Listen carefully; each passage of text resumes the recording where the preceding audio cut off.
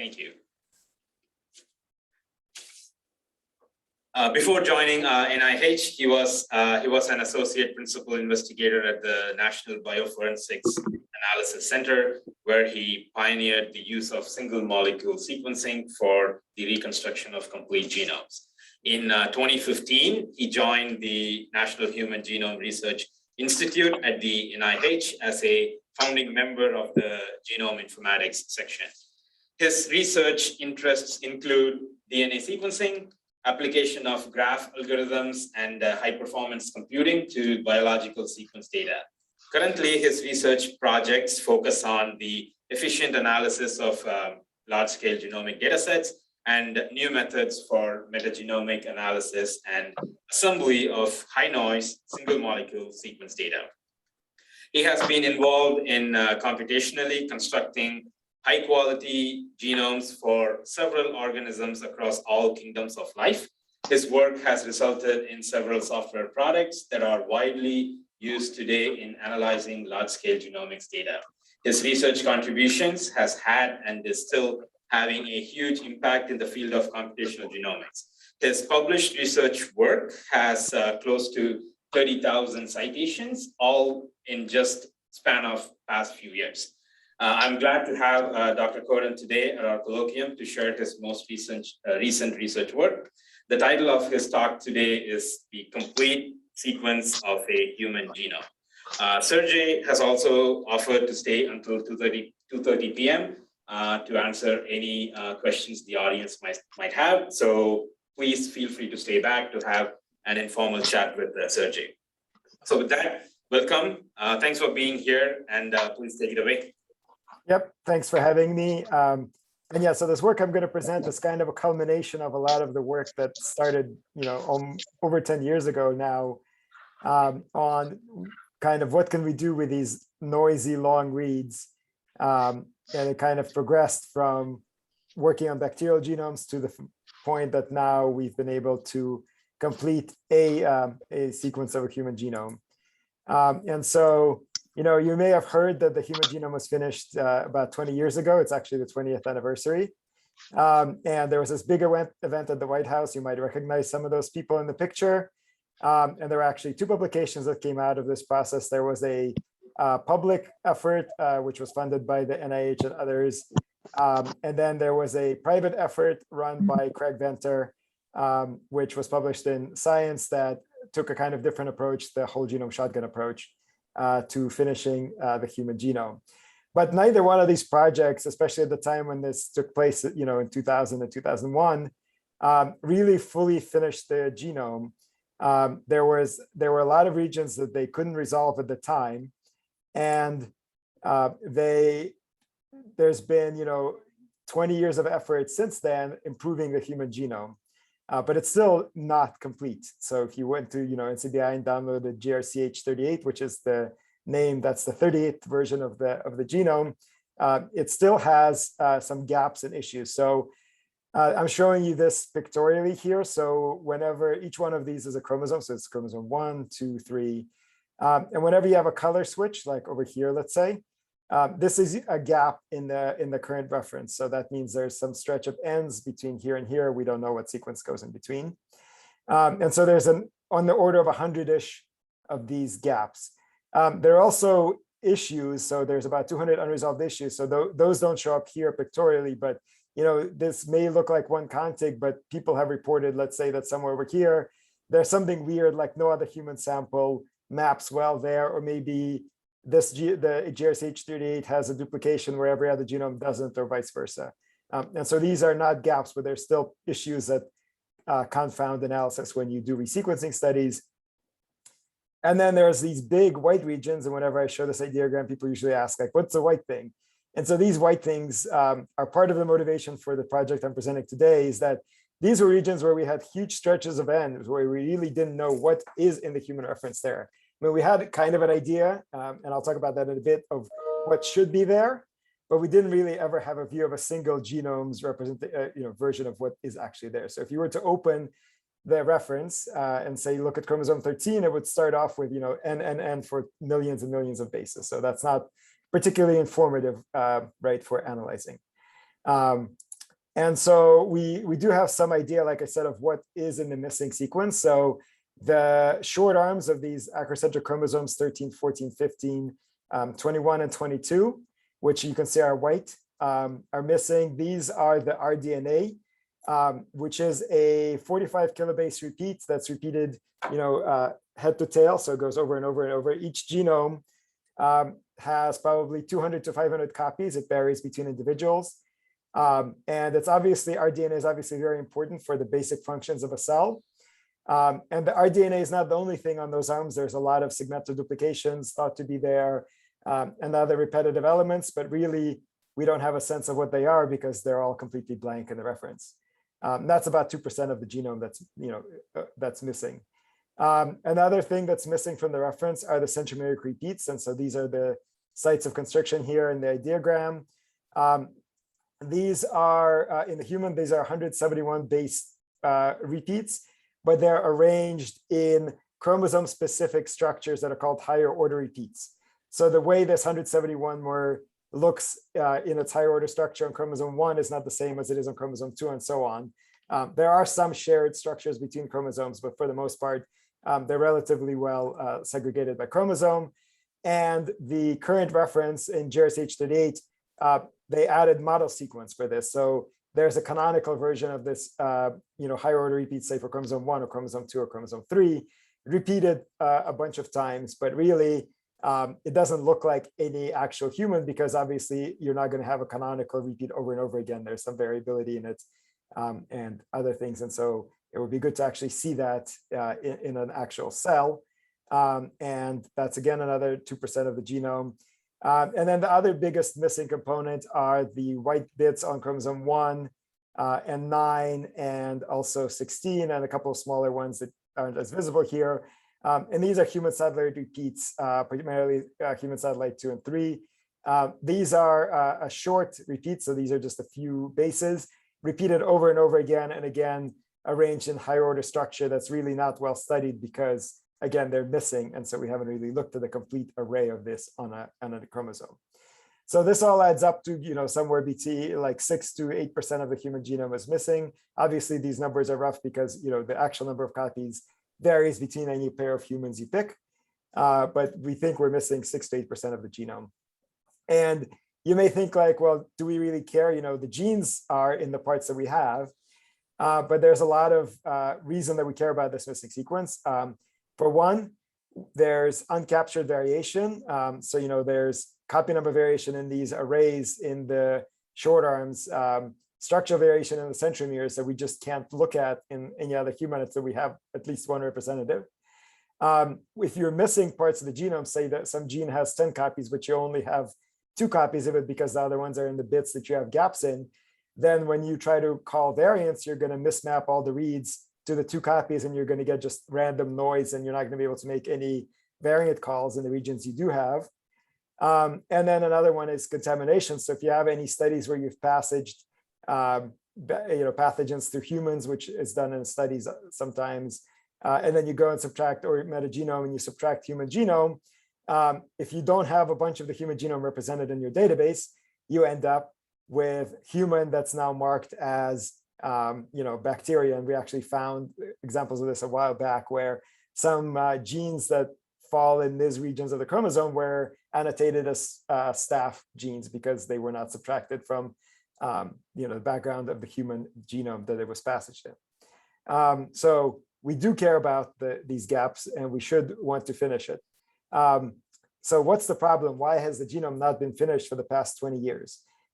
So really the problem is our sequencing technologies. So if this is your input, so you're trying to reconstruct the genome of this nice tree, what we do is we chop the tree down and we put it into a wood chipper. And that's what our sequencers do. And then you get a bunch of little wood chips out the other end.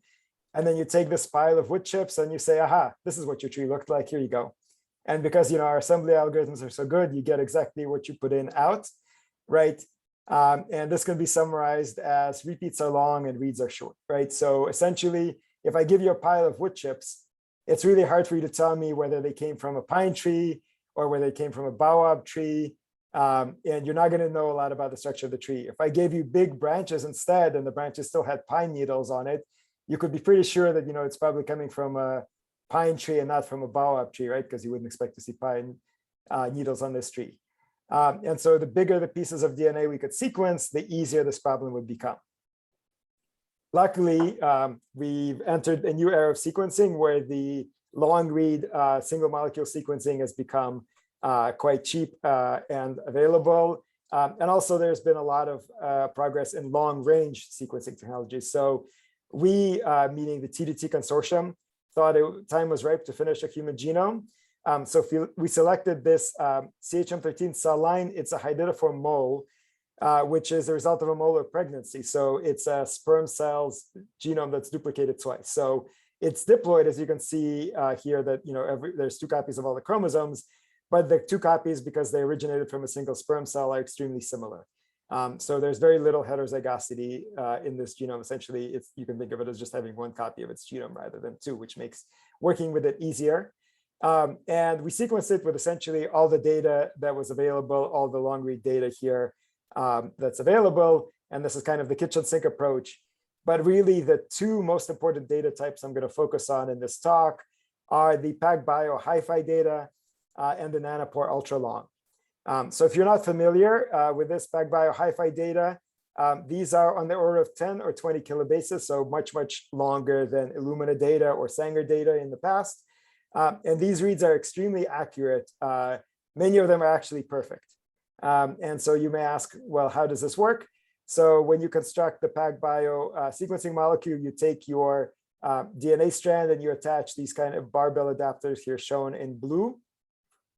And the molecule then gets read by a polymerase that keeps going around. And because you've made it into an artificial circle by adding these adapters, you could keep going around the circle over and over again. So you would read the molecule in the forward strand, then the reverse strand, and the forward strand. And because your errors are random, it's unlikely that you'll make the same mistake in all these passes of this molecule. So once you read it like 6, 7 times, you will have a very, very high quality version that you could say, here's what that molecule looked like, right? The Nanopore instrument is quite different. It's not optic based like the PacBio or the Illumina instruments. It's based on this current where you pass the DNA molecule through a pore that's embedded in this membrane, and then you get this kind of squiggle out as the DNA molecule is displaced through. And so this squiggle is affected by what kind of base is being pulled through the pore here. And so you use machine learning then to turn these squiggles into ACGs and Ts. These reads can be extremely long. Hundreds of kilobases is not uncommon. So much, much longer than the hi-fi even. And the records are in the megabases. But because this is just, you're only getting one view of this molecule as it goes through, unlike the hi-fi one, it's less accurate, and it's in the 95% accuracy right now, but it's always improving and changing as they tweak kind of the, they're tweaking the motor, they're tweaking the pore, they're tweaking their machine learning algorithms. And so why do we care about both of these 2 reads? They're kind of, these data types are complementary to each other. And there's kind of 2 ways to resolve repeats in a genome. The first one is pretty intuitive, and it's what everyone's focused on, it's length, right? And so if we have this toy genome, we have 2 copies of a repeat where 1 copy has these red variants that are specific to that copy. If we sequence with this Nanopore data, because this data is noisy, I'm showing the errors in the reads as these kind of gaps. We'll eventually sequence it enough that we'll get these very long reads that are in purple, that even though we never actually have to see the variant in these long purple reads, we know that we have to connect this purple read to this purple read to this purple read. We can't connect this one to this one because it's got this bit of unique sequence over here that's different than the sequence over here, right?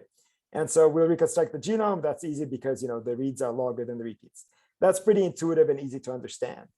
Another way to resolve repeats is actually through accuracy. And so again, we have the same toy genome, but now we're going to sequence it with hi-fi data.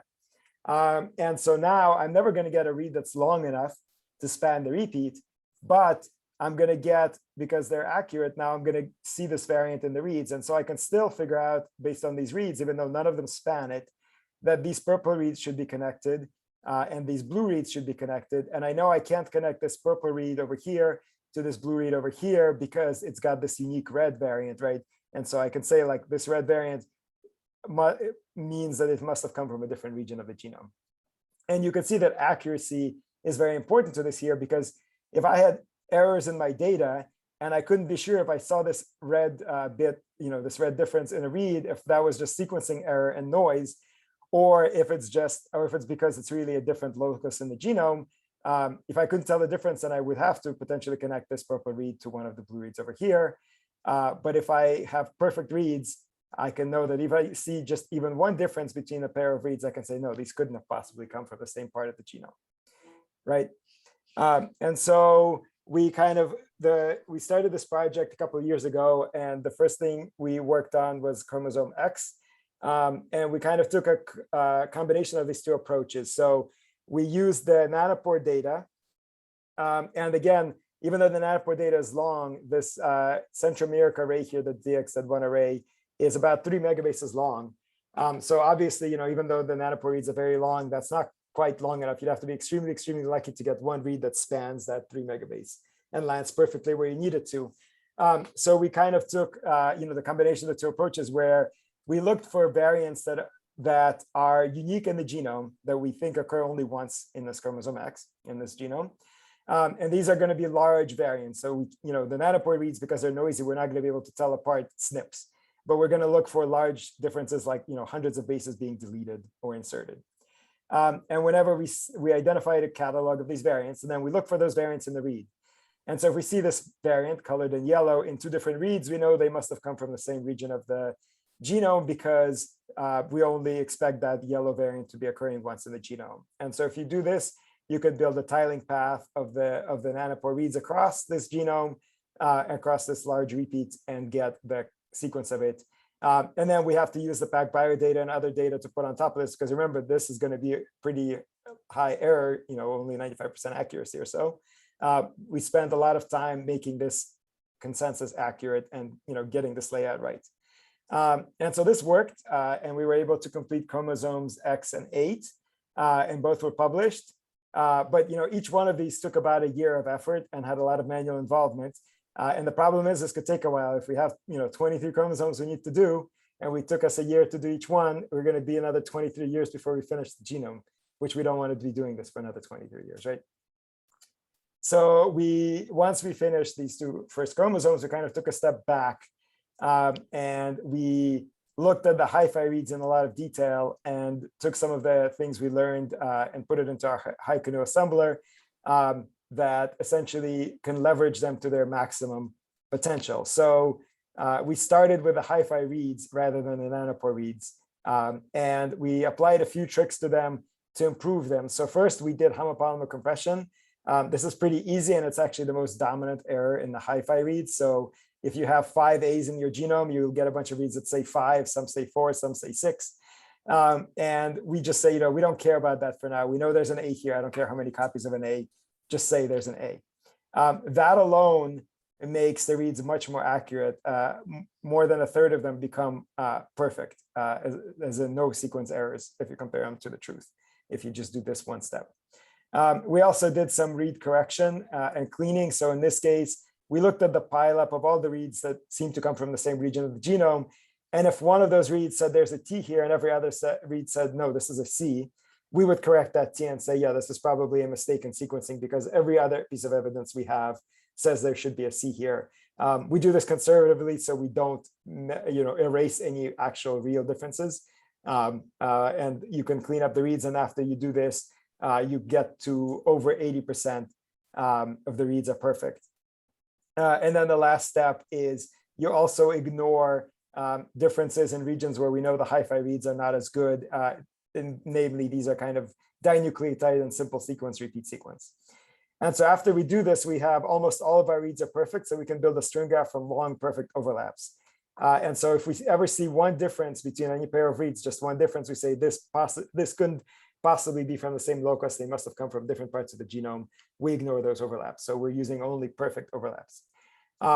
Then we can use Hamiltonian walks for easy tangles in this graph to resolve them. So anything that's left over, we can see if we can resolve it using information about the coverage and the graph structure.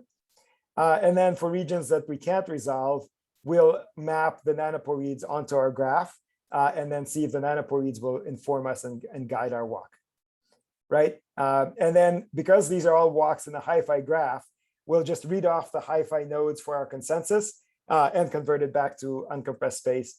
But essentially, we don't have to worry about all the steps of polishing and making our consensus high quality. It'll be high quality from the start because it will just take it from the high quality hi-fi read nodes, right? And so this worked surprisingly well. This is the entire human genome that we get from building this hi-fi graph. And so there's kind of two large takeaways I'll point out here. One is that, well, it's very simple, but we don't see a lot of things where, each one of these long noodly strings is a chromosome essentially. And there's very few things that connect distant parts of the chromosomes, right? So it's not very common that we have, the start of this chromosome matching this end of this chromosome. There's repetitive elements, sure, over here you can see some tangles, but they're very localized. And there's also no repeats that are connecting chromosome 1, say, to chromosome 2 in this genome. So the chromosomes repeats at this level of resolution are very chromosome specific, with the exception of this bit that I'll come back to, which is mixing multiple chromosomes. And this one is chromosome 9. This is a human satellite repeat that has a recent duplication. So it does actually end up bringing distal parts of the chromosome together. So these were kind of the harder bits to resolve, but showing this graph another way, here are all the components from every chromosome in the human genome. So this is chromosome X laid out, chromosome 1, 2, and so on. These gray bits are highlighting the centromeric and human satellite regions. And so you can see all the complexities in the graph are contained completely within these regions, the centromere, the human satellites. And the other thing I'll point out is there's sometimes these little tick marks. These are showing places where the hi-fi data drops out. So there's some motifs that it just can't sequence through. And so you end up with disconnected components in the graph. So in this case, chromosome X is a particularly bad example. There's a whole lot of them in the very beginning of X. But on the whole, there's maybe only about a dozen or so in the entire human genome that we have to fix these, right? And then this is the acrocentric, this big component that's connected all to itself. These is our DNA, and I'll come back to that in a bit. So how did we simplify the graph? So first we can do this Hamiltonian walks, like I said. So we have 3 nodes here. And so this was not resolved, but if you stare at this graph long enough, it shows the coverage. So all these have the same coverage. So you don't expect any of these to be repeated. And you don't expect any of these to be noise or errors. So you should try to find a path that can traverse all of these nodes, once. And so, if you try to start doing this, if you go this way, then you see you can't traverse, you end up going backwards and you can't get to this node, right? So there's really only one way to traverse all of the nodes once and visit all of them and get out. And that's this path here, right? And so you can resolve that without any extra data. The hi-fi data had the information. You just needed to look at the graph topology and the coverage. There are more complex tangles which you can't resolve with just the graph structure. Like, for example, here, from these nodes, we don't know if we should go this way first. So there's a repeat here, right? We have to go through this node twice, but we don't know if when we come out of it, we should go this way first or this way first, in which order. And then there can be some simple ones that you also can't resolve from the graph. And here, this node at the top, we can walk it in both directions. We can either walk it in the forward strand or the reverse strand. And there's no way from the hi-fi data from this graph, we can tell which direction is correct. But luckily, the nanopore data can guide us. And like, so here, this I've annotated where it tells you the node count where you can go through this, and it'll tell you, go 1, 2, 3, 4, so on. And the same thing here, it'll tell you the forward strand is correct, not the reverse strand, or vice versa. So, a lot of the chromosomes are really simple, like the ones I showed you there. They're very straightforward to resolve, either through the graph structure or the ONT. Some are a bit more complex, but we did manage to resolve all of them by using the nanopore data. And then the hardest bit is the acrocentrics. So this has been annotated just to kind of orient you a little bit. So these are the telomeres. So the chromosome starts over here, goes to the telomere. And then these little blobs of color are the rDNA arrays itself. So this is that 45 kb repeat that I mentioned. So the interesting thing is that they seem to be chromosome specific. There's 5 of them here and 5 acrocentric chromosomes. So the rDNA arrays on each chromosome are different, but within the chromosome, they're extremely, extremely similar. And then, so the problem here to resolve is you start over here and you have to get to one of these 2 sen. So this goes into the centromere, into the Q arm of the chromosome. But the question is, which one of these telomeric bits do you pair with this? Is it, this to this to this? And even because these rDNA arrays are quite large, even the nanopore reads aren't really informative here because this lasts multiple megabases. And so you're not going to be able to have a nanopore read hop over it.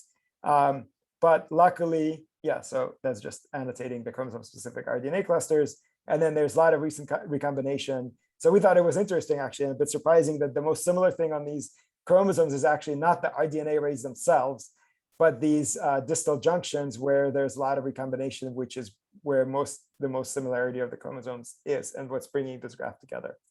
But luckily, we can use a combination of Hi-C and ONT data to kind of piece this together. And so we have enough signal from Hi-C data that says this bit over here interacts with this bit over here much more than anything else. So we know we should be connecting this bit to this bit over here. So after doing this for some time, about a year, we ended up with a complete sequence of a human genome, which we call CHM13 version 1.1. It's publicly available. There's a preprint about it, and you can download the sequence and use it in your analysis. It's got 23 chromosomes, no Y, because unfortunately there is no Y in the cell line, it's double X. But unlike GRCH38, there's no unlocalized sequence, no unplaced sequence. It's about 150 megabases, 130 megabases bigger. There's no gaps, there's 0 ends in this assembly. And we've estimated the quality as Q70. So this is 99.99999 identity. And we can measure this because we have other data we didn't use in our assembly, like Illumina, short read data, and other data. And we can look how often do we see a sequence in our assembly that doesn't occur in the short read data. And the answer is not, almost never. Right. And so we estimate that we added about 200 megabases of sequence. It varies, the reason there's a range here is because it varies what you consider novel.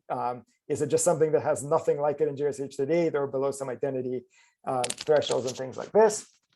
But it's on target with what we expected, about 8% of the genome we've added to GRCH38.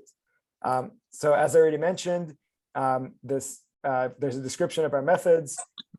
The assembly is available. You can download it now. You can use it for your analysis. We also released our hi-fi graph that I showed you before, all the paths we took, so exactly how we resolved any of the tangles and the resulting assembly. So if you don't trust us in any of these, you can look yourself and see if we did a good job. We're working to make this a reference sequence. So essentially it could be substituted for GRCH38. So we are going to have a UCSC browser and an annotation, all the kind of tracks annotated GRCH38 liftover, so that you can actually use it as you would have been using GRCH38 for all your analysis. And the rest of the talk, I'm going to focus a bit on how we validated the assembly and then some of the new biology that we're starting to see with this complete genome.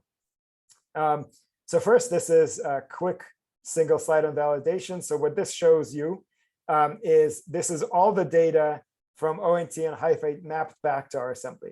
So if we did a good job, you expect that the data will show no differences against our assembly. And for the most part, that's the case. We see a very even coverage distribution, that there's no fluctuations. There's a couple of regions where the Hi-Fi is higher and the ONT are lower. We think these are actually sequencing artifacts, where these are human satellite arrays where one technology is better at sequencing it and one is worse. But because these are so different between the tech types, we don't think it's an assembly issue. We think it's a tech issue. And then the other parts where there's a little bit of a coverage difference indicated by these stars, these are these large rDNA arrays. And so in these regions, on the couple of longer chromosomes, especially chromosome 15, we used a model sequence where we know there's three different versions of this rDNA, but we can't properly interleave them all. So we have blocks of version 1, version 2, and version 3 as a model sequence for the rDNA, which is why you see some of these coverage discrepancies there due to the model sequence. And in the shorter arrays, like on chromosome 14, there's really, the coverage looks quite nice and even because that array was shorter and we could resolve it with no model sequence at all. But the rDNA are the last remaining kind of model-like sequence in this assembly. So moving on from validation, we thought this assembly looked pretty good quality as far as best using whatever we could for validation. The next question we wanted to answer is, well, we picked this weird cell line, right? And it's a result of a molar pregnancy. it would not have developed into a viable human. And so the question is it really like a human at all, right? Is it just a weird cell line that looks nothing like a real human you meet walking down the street at all? And we try to answer this question, and the best answer I heard from someone repeated on Twitter is remarkably unremarkable. It's still surprising to me how normal the cell line is. And so this is from a preprint that's available that was led by Mitchell Bolger, where we looked at segmental duplication specifically, and we looked at a large panel from the Simon's diversity panel where we estimated copy number of several segmental duplications in the human population. And then we looked at and said, okay, does CHM13 look like the normal human distribution, or does GRCH38, or does neither, right? And we found that for about 10 times more sequence, 60 megabases versus about 6, CHM13 is a much better representation than GRCH38. There's a little bit where they're equal. But overall, CHM13 is a much better representative of the human population.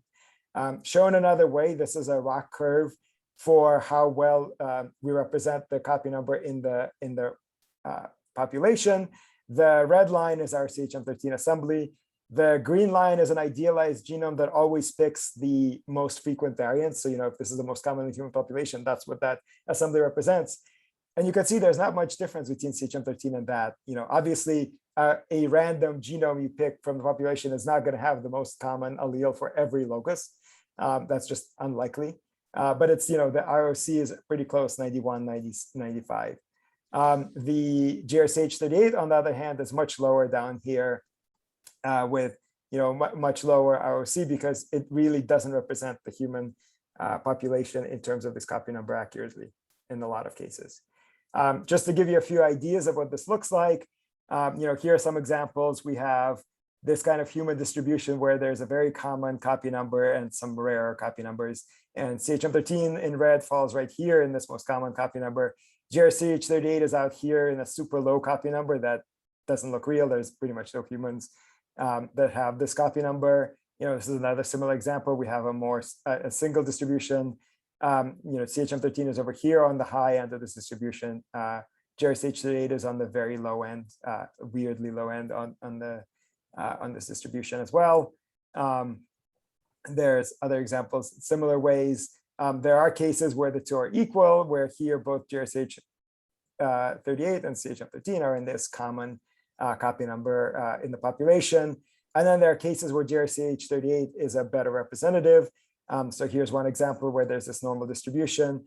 GRCH38 is right in the middle of it, and CHM13 is oddly high copy number compared to the population. And this is another example where there's two common copy numbers in the human population. CHM13 is in this less common one. GRCH38 is in this more common one. But nothing, even in the cases where CHM13 is a worse representative of the average population than GRCH38, there's nothing we're seeing that looks like the cell line is doing something weird, like systematically losing sequence, or it's lost copies of repeats or lost genes. It seems like it's pretty average in the case, and then in some cases, when we look at it, it's actually even more repetitive than some of the other humans, and so that doesn't, that's not super concerning, and that's expected, right? Another interesting way to validate this is we looked at linguist disequilibrium, and so we looked at we aligned all the 1,000 genome data, of which there's now about 3,200 genomes, and we called variants, and we looked at how often you call a variant. There's a variant on the reference, like on GRCH38 or in CHM13, that isn't in any other, so that pair of variants is not occurring in any other populations. And so we can see that CHM13 is pretty normal. It looks like all the other humans sampled. And GRCH38 is a crazy outlier with a super high number of LD discordant haplotypes. And the answer for why this happens is really simple. It's because GRCH38 is not actually a single human. It's a collection of back libraries, which is a pool of about, I think, about 10 or 11 humans. There's one human who accounts for most of those backs. But quite often what happens at these linkage disequilibrium sites is we have, what I'm showing here is their variants around this position are in disequilibrium. And this perfectly corresponds to a back switch. So here we were using RP1 we switch to RP13. And so there is no human that actually mixes these two haplotypes together, which makes sense because they're backs from two different humans. So there's no reason to expect that the variants over here should be in phase with the variants over here, right? And so this happens all over the place in GRCH38 because of its kind of tiled nature of the backs that are coming from different humans. If you then look at the variant calling using the 1,000 genome data, we see that we're improving across the board. So this is showing the allele frequency. So these are variants that are private to a genome. And then these are variants where no other, essentially GRCH38 or CHM13 have a variant that no other human in that population ever has. And so we are systematically lowering that. So CHM13 is more representative. There are fewer variants that in it that don't occur in the other humans in the population. The one exception is this African ancestry, because that population is just so diverse that it's quite common that, yes, there are gonna be variants that we can't represent with a single genome in this extremely diverse population. But overall, we're improving it. The other interesting is we drastically decrease the number of het variants, the 50-50 calls. And so we wanted to look at that in more detail. And so when you look at the variants with a allele frequency of 0.5, what's interesting is when you look at CHM13 and GRCH38 in these dark areas, so the dark blue and the orange, they're almost the same. So we're finding almost the same number of variants. We found regions based on that Simon's diversity panel that I mentioned earlier, where GRCH38 doesn't seem like it has a copy number that's correct. And these are regions where it looks like it has a collapse. So it looks like GRCH38 should have had 2 copies of some repeat, but it's only got 1. And so this extra bit of heterozygous variance that it's adding over CHM13 is essentially completely explained by these collapses. So essentially, you were going to get variants that look like they're really heterozygous variants, and you'll have no idea that the reason you're getting them is just because the reference is wrong and it collapsed 2 copy repeats into 1 copy. And so you've lost this information, and now you think you found potentially het variants that you would have a hard time filtering out without having CHM13 as false. But now we can fix them with a better reference and get rid of them. And this just shows, the drastic decrease in the allele frequency 1, which is essentially where everyone is different from GRCH38 across both genic and non-genic regions on CHM13 versus GRCH38. And now that we have this complete human genome, we can look at the segmental duplications. And so this is a pictorial schematic of all the segmental duplications across the human genome.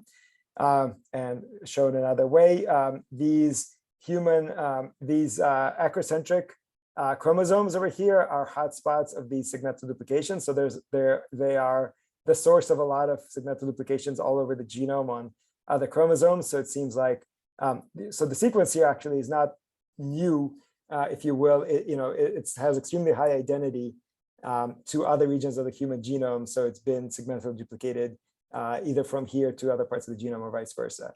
But we can actually now see that for the first time. The other interesting thing that we can see from our assembly is this is showing you the percent identity of alignments in the segmental duplications. And so red is our CHM13 assembly, and then this darker color gray is GRCH38.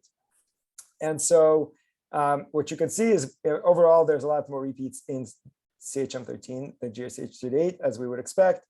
But there's actually fewer of them that have perfect identity or near perfect identity than GRCH38.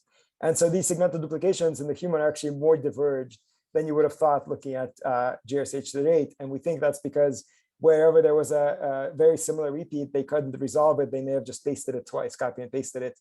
And as a result, it homogenized repeat copies. And so there's actually more variability between the segmental duplications in human genomes than you would expect from the GRCH reference.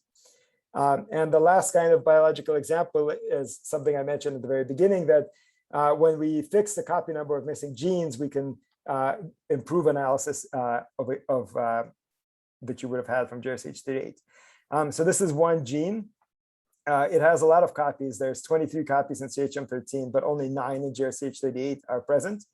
And so when you map all these human samples, these are 4 different humans, including CHM13, to GRCH38, you get this crazy coverage of differences, and then you get a mosaic of variants. So every position has some variance, and good luck trying to call variance here, right?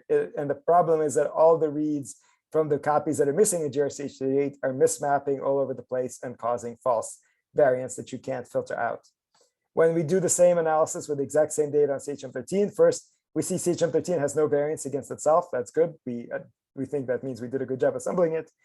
But now you can see, much more even coverage here. You see much more reasonable spectrum of variants where there's het or home variants. And you do see some coverage fluctuations, we think, because there are copy number differences in different humans in this genome. But at least now you can, this is usable for variant analysis. This is not, right? And so even though this gene was present in GRCH38, you couldn't have really called variants in it before, but now you can in CHM13. And there's a lot of new variants that we find in all different populations that are segregating across the populations. And these are quite interesting because potentially they are being selected for, but that requires a lot more analysis to figure out exactly what they're doing and why they're there. So to wrap up, in summary, the human genome is finally complete. So we have one representative complete. This is actually the largest number of bases we've ever added. So that 200 million bases I mentioned. If you look, these are the, this is what number of bases the genome had when it first was released. This is CHM13, this is GRCH38. You can see this gap is the biggest that we've ever had in any of the releases beforehand. So we've added, 5 new chromosome arms, new genes and new structures. And from everything we can tell, CHM13 is a better representative of an average human than the current GRCH38 reference. PacBio HiFi really was a key. I showed you that nice clean graph. And then we layered other data on top to resolve the bits that we couldn't. So what's next for the T2T? Immediately, we're working on finishing chromosome Y. We have a draft, and so expect that'll be released by the end of the year. We're just starting to study biology of the whole genome. I give you a few of the kind of early analysis we've done with that. And we're moving on, trying to do T2T of diploids and pangenomes so we can have more than one representative of a finished genome. So we're working together with the Human Pangenome Reference Consortium, which has over 250 diploid, high-quality HiFi genomes that some of them will be finished through T2T. And then we're also working on other T2T vertebrate genome projects like zebrafish or mouse, or potentially some of the primates. So with that, I'll thank all the collaborators on the T2T project. It's an open consortium. If you'd like to join us, you can feel free to email us and be added to the calls and participate. And I'll take any questions you have. Thank you so much, Sergey.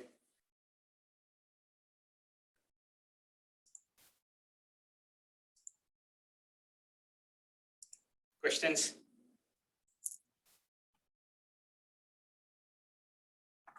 I'll start with one. So the base was using PacBio, and then add Nanopore, and then there's one you mentioned, Hi-C. Is it so? Mm-hmm. So how is Hi-C different from? I know PacBio and Nanopore are just long reads. So is Hi-C something different from these technologies, or how do they help finish up the genome? Yeah, so Hi-C is it's chromosomal conformation, so it captures what the DNA looks like in the cell.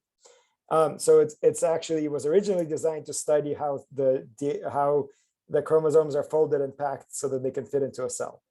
Because obviously you have to, there's 3 billion bases there and they have to fit into a tiny cell, so you got to compact it down. But what they noticed is that, and this is kind of makes sense, that the 3D structure, the way the chromosome is folded, right? You're measuring how close it is in space. But if 2 bases are right next to each other, they have to be close in 3D space because there's not enough space for them to go away, right? So you can imagine that if something is 1 million bases apart, it can fold around and the chromosome can move around. They might be close in space, they might be far. If something is 10 bases away, it has to be close to itself. There's just not enough stretch there to move it away. And so you have a lot more of these interactions between close regions and far regions. And so this is useful for assembly then, because if you look at a pair of contigs, you can see how much do they interact. If they interact a lot, they're probably close in space, which increases your likelihood that they're probably close in the chromosome as well. And so you can say that these contigs, if they interact a lot, they must go together. They're next to each other in the chromosome. And so it's short read data, but it's long range information where you can have interactions that are megabases away. And so it's useful. It was useful for us, especially for the rDNA, like I said, where we have these large rDNA arrays that are megabases in size, and we need to figure out how do we get from this bit over here to this other side of the array. And again, we take advantage of the fact that if you're on chromosome 13 is going to be much more likely to interact with chromosome 13 than it is with chromosome 14. So if we see two parts of our graph that are potential, in and out, if they're interacting a lot more, they probably came from the same chromosome, so we want to connect them. And so that's how we can use the high C for that. So they are paired end, like you have. They are sequenced as paired ends, but they're not really paired end. They are proximal ligation. So what you do is you take the cell and you fix it in formaldehyde, which fixes how the chromosomes are folded. And then you do cross-linking. So if two pieces of DNA are close to each other, they will get ligated together into a single product. And so you end up with this ligated product. And then you sequence it like a normal paired read. But the pairs are now coming from potentially megabases away because you ligated those together when you did this, right? Or they might come from close together. So you get this long distribution, which, there's a lot of interaction up here, and then it quickly drops off this to very few interactions, but out to very long range. Okay, so we can think of it as for scaffolding. Yes. Yep. For scaffolding, or for, like I said, for linking far apart regions of the graph. It's also useful for phasing. So if you want to tell if two variants occur on the same haplotype, if you find that they're interacting more with high C, they're probably on the same chromosome and the same haplotype than if they're not.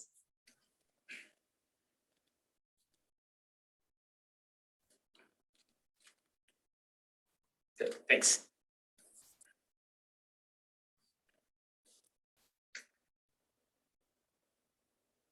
I have another question, but I'll wait. I'll give someone else a chance to ask if they have any questions.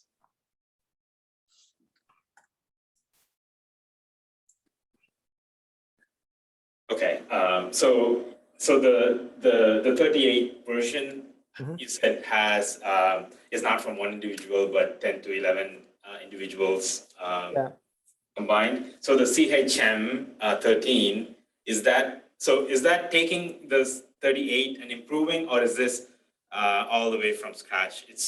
It's all the way from scratch. So it's that molar pregnancy cell that. So let me pull up that slide. Yeah.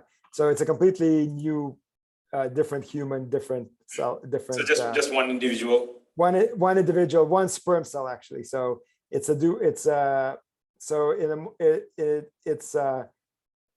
molar pregnancy where somehow the sperm, the egg cell has no DNA, so the sperm duplicates itself spontaneously, and so you end up with only the paternal DNA there that duplicates itself, and so it's one sperm cell worth of DNA,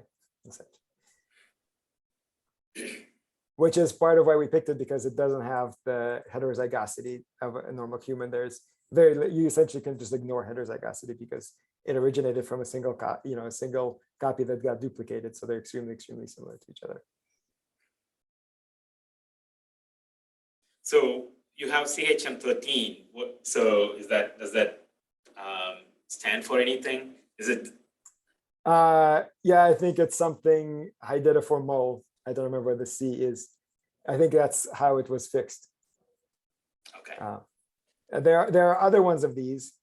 There's CHM1 is another example of these that have been sequenced. They've been used a lot for validating assembly methods and other things because they don't have the heterozygosity issues. They have been sequenced with a lot of different technologies as benchmarks.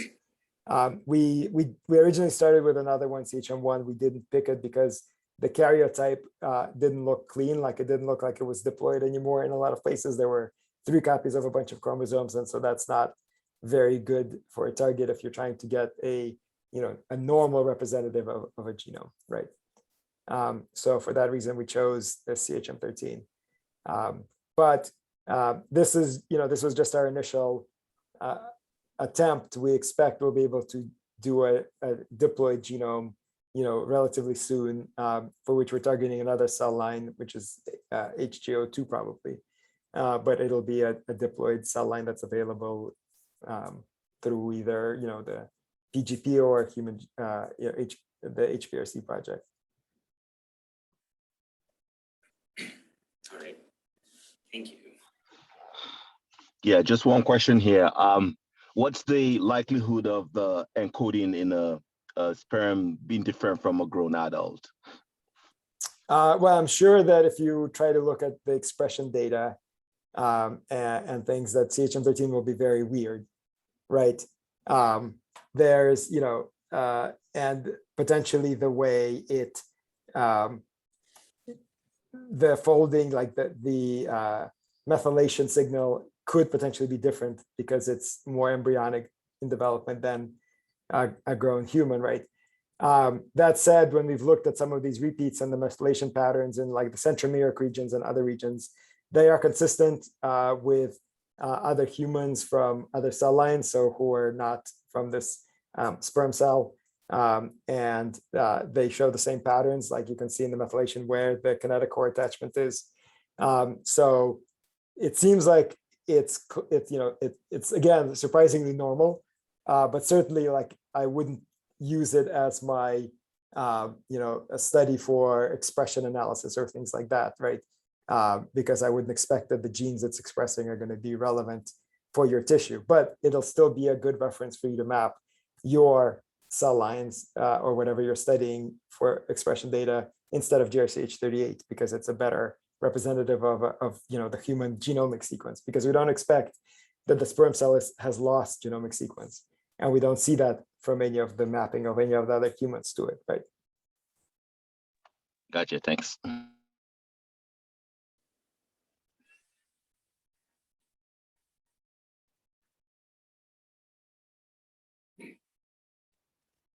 Okay, I'll ask another question. So I'm looking at the slide.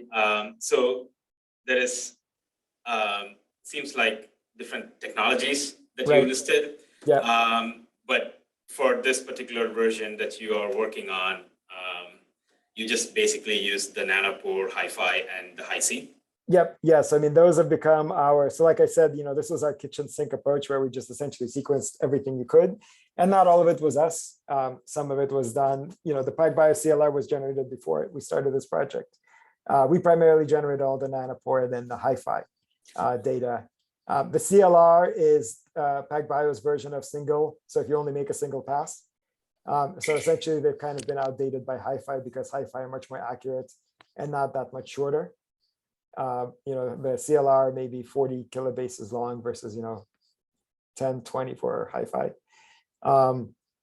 And then a lot of the other data, we generated, or it was generated because it's a benchmark.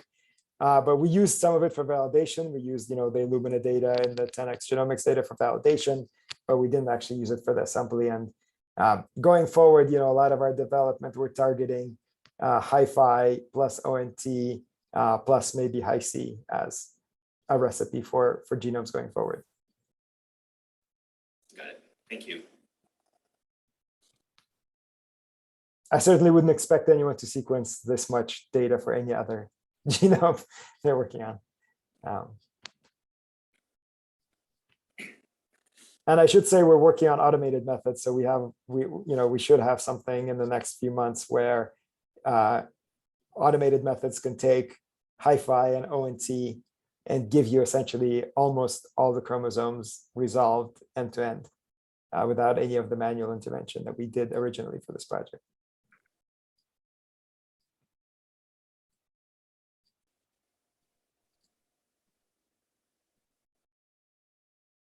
Okay, I'll ask another question.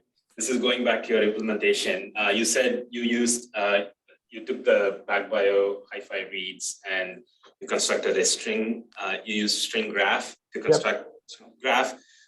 Is there any particular reason for selecting the string graph compared to, like, for example, the Bruin graph is used quite quite frequently in genome applications. So I mean, the biggest issue with the Brown graphs is the fact that you need to use a very, very large K. So there's a couple of reasons that we selected the string graph at the time. One was that you needed extremely large K to use the advantage, because remember that the Brown graph will lose all the connectivity of the reads. So you don't get any of that for free that you do in the string graph, right? So you need like K like 3000 or something, which is non-trivial to build the Brown graph with that size of a K. And there's also a couple of other advantages in the string graph that we could easily tolerate. We could easily ignore some features in the sequences, like I mentioned, that we ignore where there's simple sequence repeats. That it's not clear how you would do that in the Brown graph, because there have to be perfect k-mer matches, right? Whereas in the string graph, we can say we don't care about these differences, and that becomes a perfect match because we're actually looking at the overlap. That said, most of our future development is focused on the Brown graphs rather than string graphs, because we also found some issues with string graphs throughout this process. One is that string graph, one of the common simplifications that you use in string graphs is that contained reads are thrown out because they're assumed to be non-informative, right? It's contained in another read, so it can't add any information. Unfortunately, if your reads are not all equal length, that's not actually true. And you can end up losing valid traversals in your graph through the step. And we actually saw this multiple times in regions in CHM13 where there's repeats where one copy's traversal was lost, especially when you had lower coverage. And this becomes compounded in diploid genomes because now every heterozygous region could get coverage loss like this. So you would end up with only one haplotype in your graph and your other haplotype is disconnected. And there's been a bunch of development that now you can build really large K, the Brown graph. So one is MBG, which is from Mikko Raitinen and Tobias Marshall, who are, Mikko is now in our group working on assembly development. And so, that lets you build a minimizer, the Brown graph from very large K, like 4,000, 3,000. And then there's this LJA assembler from Pavel Pevsner's group, which also can build the Brown graphs from very large K. So that develop, so I think that the Brown graphs have a couple of advantages, and now that we can actually build them for this kind of data type, I think it makes sense to use them going forward. But at the time, the string graphs made sense. So, so do you still need a K? Do you need to k-merize to do a string graph, or? No, so you just compute all pair overlaps, right? And so then you have, any overlap over some minimum threshold, which can be quite low, like we set it to 1,000 bases, is put into your graph, right? And so if you have much larger ones, that'll be fine. But the, kind of the main advantage is that if you have a read that resolves a repeat that's bigger than your K, your string graph will capture that, and you don't have to do any extra work to get it, right? In the Brown graph, if you build the Brown graph at K3000 and your repeat is 4,000, you then have to put the reads back on top of the graph and realize that I could have resolved this with my reads, but I lost that info because my K was too small, right?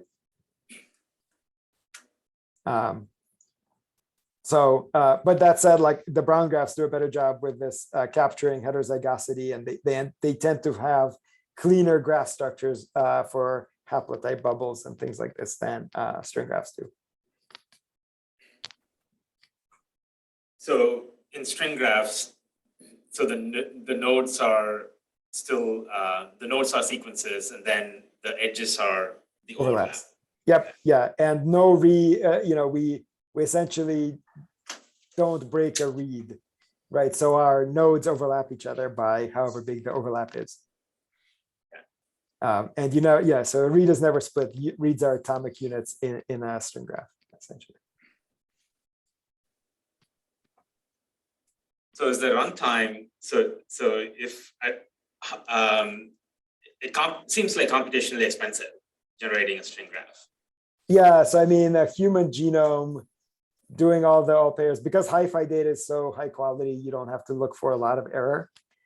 So running like an end-to-end Human genome is on the order of 800 CPU hours, 1,000 CPU hours, and you can parallelize it so we can finish it in a few hours on a, essentially we can always run it overnight, like for the string graphs that we did here. But yes, you can do, the minimizer based de Bruijn graph is going to be faster at the expense of higher memory, right? Because the nice thing of the overlapping is that it's embarrassingly parallel and you can do a lot of small jobs, so you never have to have a lot of memory, right? So you can run on like 20 gigs of RAM or less. It's harder to do that with de Bruijn graph because you need to load the sequences in the graph into memory, usually.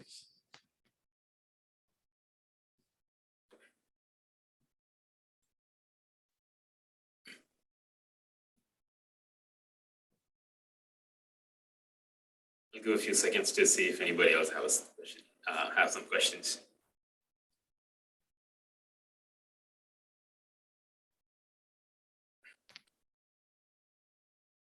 So I'll keep asking if that's okay. That's fine. So you said you used the nanopore, right, to on top of the PacBio. On top of the graphs, yeah. So is that to? But then the error rate you said was higher. Yes, but we're only using it to guide the walk, right? So it's like the picture I was showing here, right? So all we need the nanopore read to tell us is, which order to traverse these nodes in. Once we know that, we're going to read off these nodes, the sequence from these nodes, not the nanopore read itself. So they'll still be the same quality. They'll be the quality of the hi-fi data, right? That's kind of the advantage of this, building this hi-fi graph as your backbone.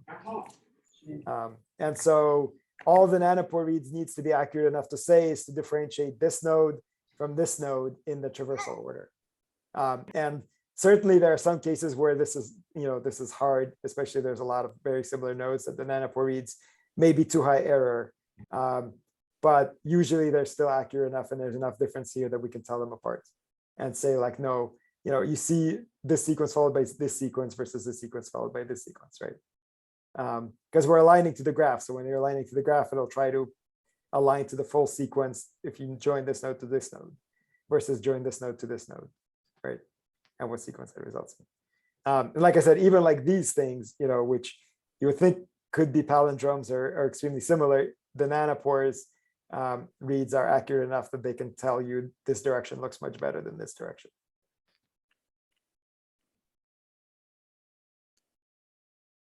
So you just mentioned you're aligning reads to a graph.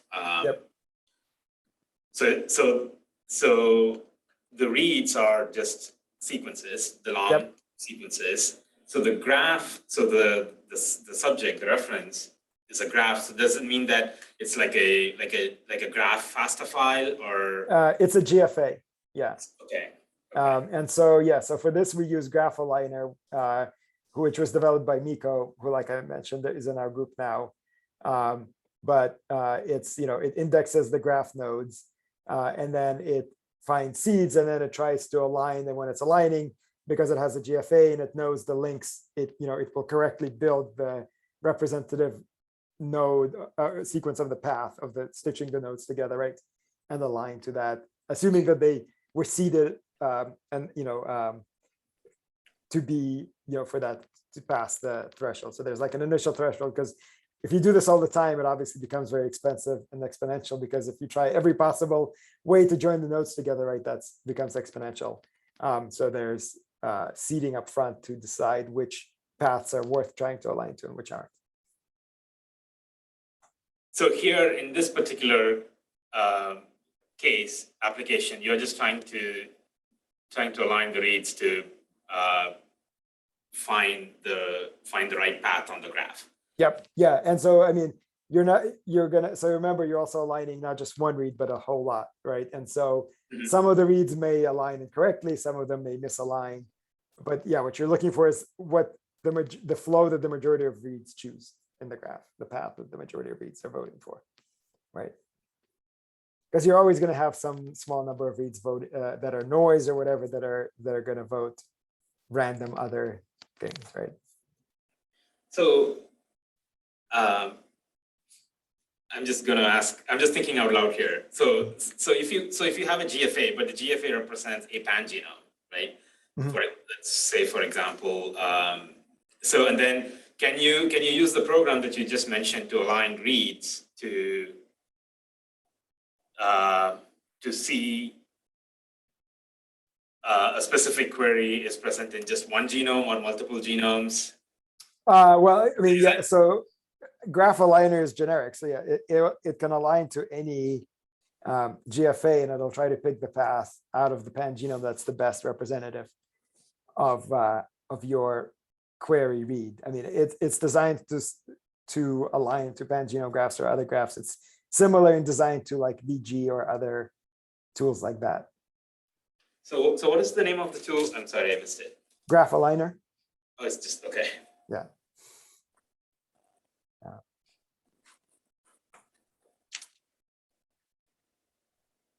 And so, I mean, when it aligns, it'll give you your path that it picked for this read, right? And so you can then check in your pangenome if these nodes came, it's not going to tell you whether these nodes came from one genome or not one, or more than one. But presumably, if you have that information, you can look up the nodes and see where they're coming from, right? Yeah. Yeah, exactly. But it outputs like a path for the read through the graph, essentially. Okay. Very good. Thank you so much. Any other questions?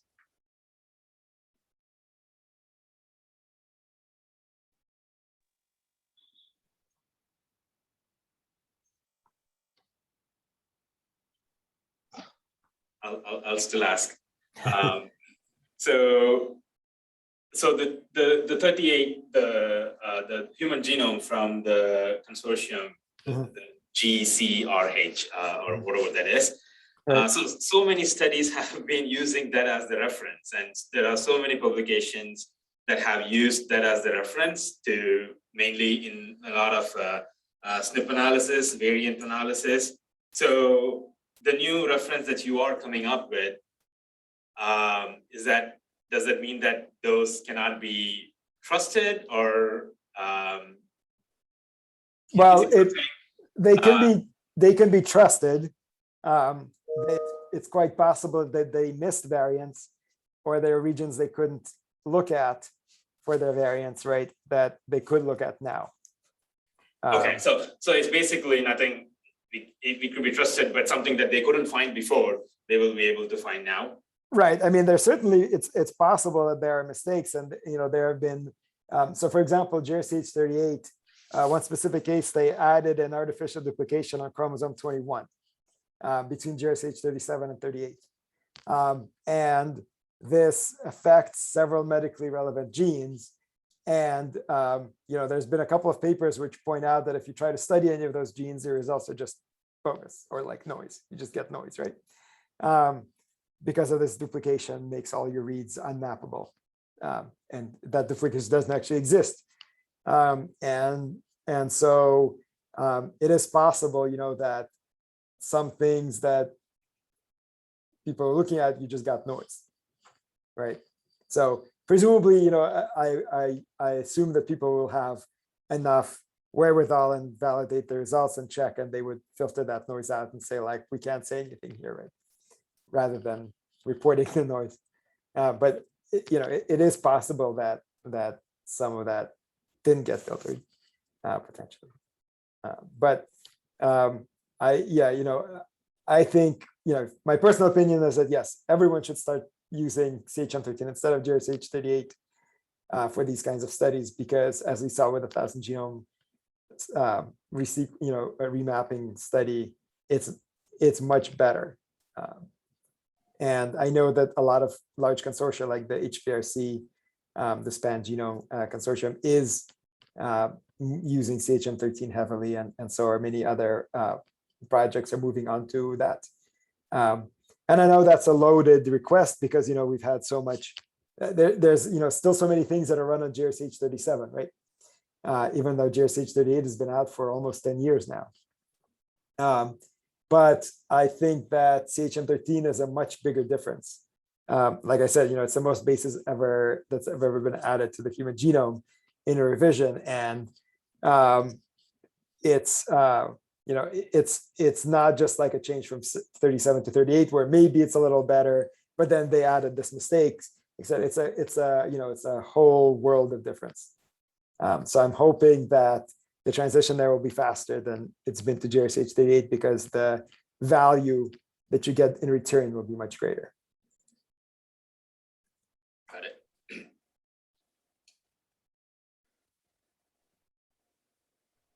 We have some in the audience. Do you guys have any question?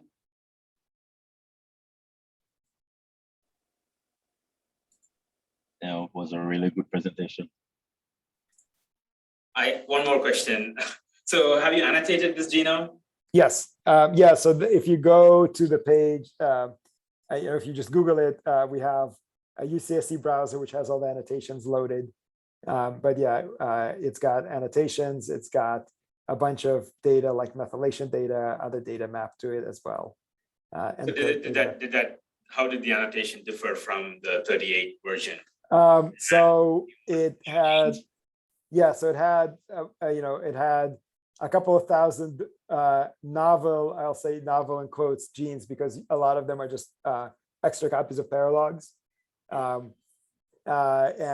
there's like on the order of a couple of hundred new coding genes, again, mostly paralogs of existing things. But there's not a lot of things that are completely missing in GRCH38, like that a new gene that just doesn't exist at all, right? Usually there's some paralog of it that exists in GRCH38. We just added like 10 copies of it that were missing. A lot of things like that.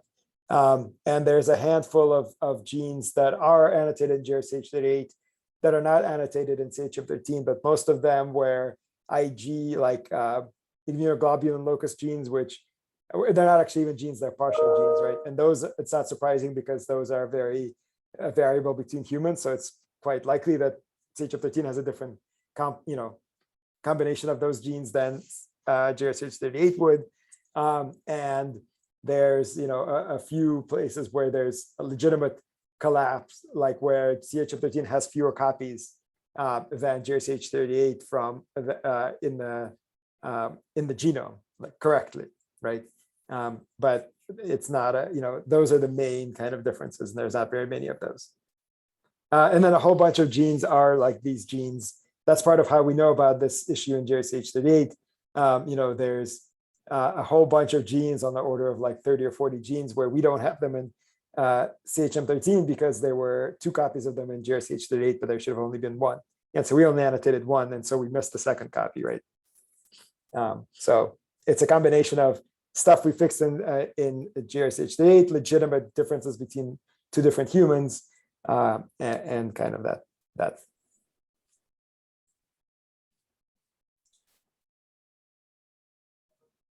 But we also expect as people, this was a relatively straightforward annotation. There's been how many versions of GenCode at this point?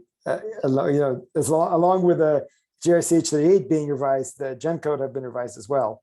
So we expect that our annotation will get revised and updated as well as people look at it and study these genes and see that maybe there's some things that should have been annotated that weren't, and those kinds of things.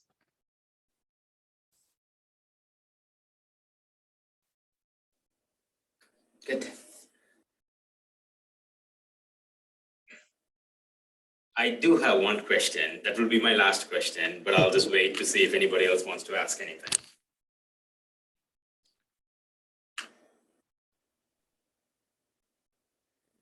Okay, I'll go.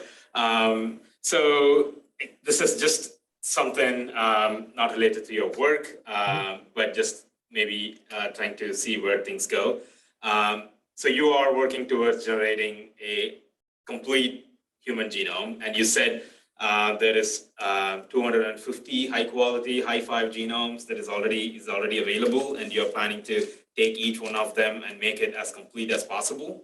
Not necessarily all of them, but yes, at least a couple of them will become like the CHM13, where they have no gaps, fully resolved. Yeah, for both haplotypes.